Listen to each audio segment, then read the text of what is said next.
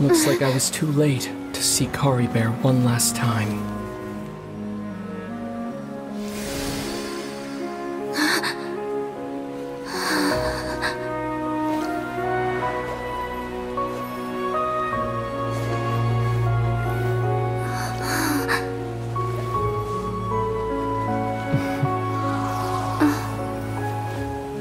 Kari Bear's consciousness is gone, and this space will soon disappear along with it. Neither of us belongs here. That's why we're not tangible. Were that not the case, I'd love to hug you too.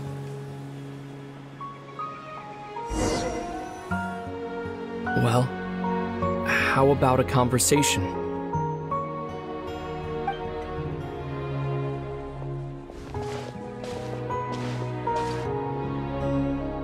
The chance to just stop and talk like this is certainly not easy to come by. Wouldn't you agree? That battle earlier was tough. The one against Dane, I mean. I didn't expect that after everything, he would still hesitate to raise his sword against me. Were it not for that, perhaps I'd still be no match for the Twilight Sword. Even after 500 years. The Loom of Fate, huh? I still haven't found a way to utilize it to its full potential. But there's still time.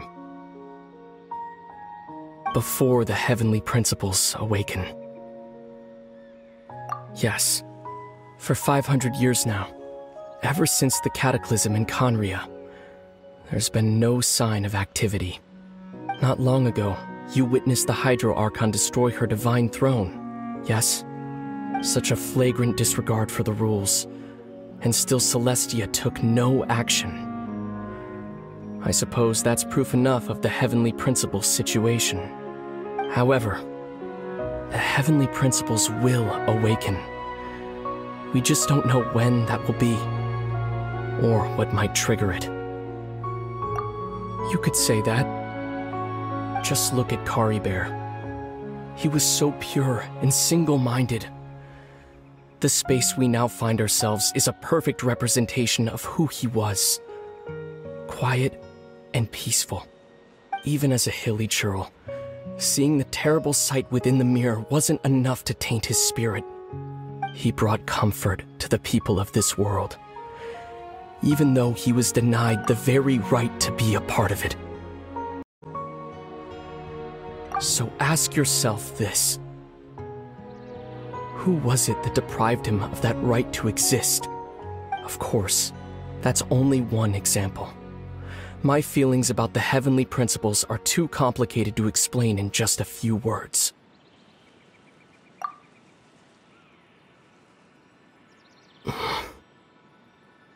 Lumine?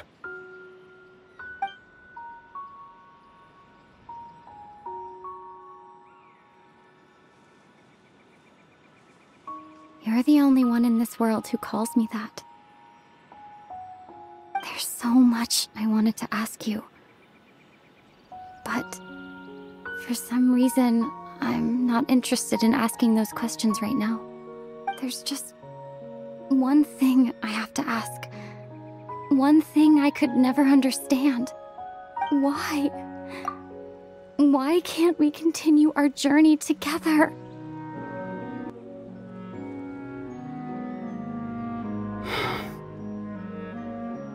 At the end of my journey, I arrived at a place known as the Sea of Flowers at the end.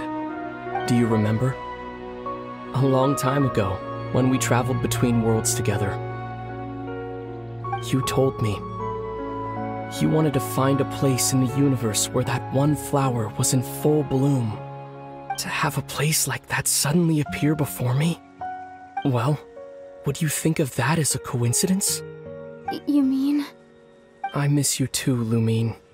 But as this war continues to rage, and as I continue to seek that final answer, I don't even know how to face myself sometimes. Let alone my own sister. What's going on? This space has lost its tether. I doubt it'll be able to exist much longer. In fact, aside from our ability to physically interact with each other, there's something else you should know about this space.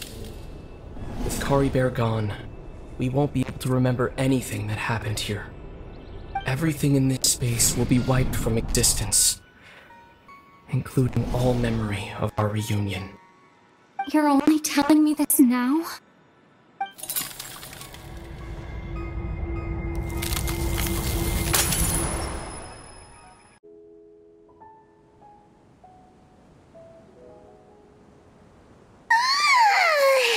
Still so sleepy. Paimon's head feels all fuzzy.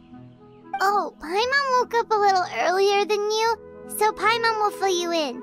The villagers said that they saw us sleeping near the village yesterday.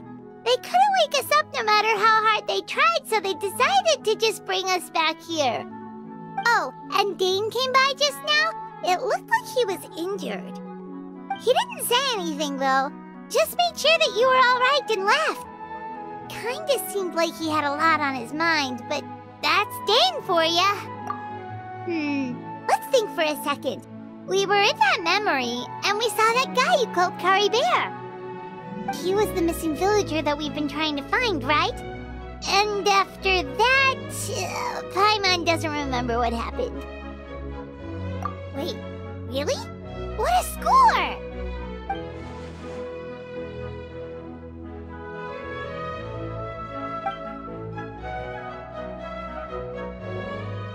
Well, what happened after that?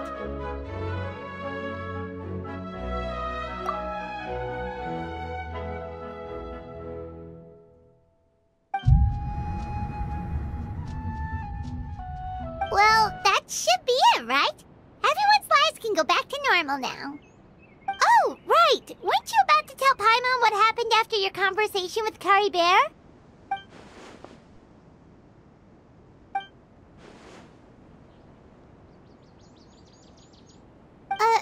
A picture? Where'd that come from? Let Paimon see.